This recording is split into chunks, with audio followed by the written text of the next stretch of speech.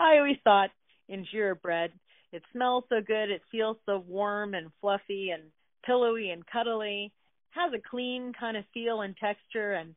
it just keeps the warmth in and everything. I just always thought it would make a great comforter. Ethiopian Injera bread napping parties. So invite your friends over, have 3 hours of intensive exercise or a long all-day hike, maybe do some Ethiopian games,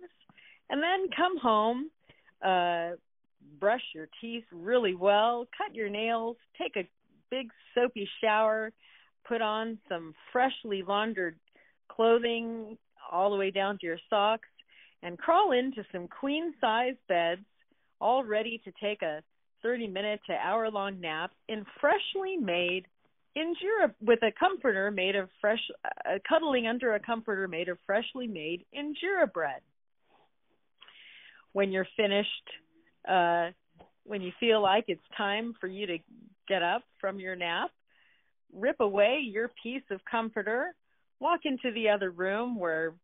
people have brought their potluck dishes of Ethiopian food, some which maybe have put in an oven that was set to low to warm while you're napping, and with other people who have gotten up, share Ethiopian funny stories, bedtime stories, kid stories, snippets of history, songs, and other tidbits while sharing Ethiopian food.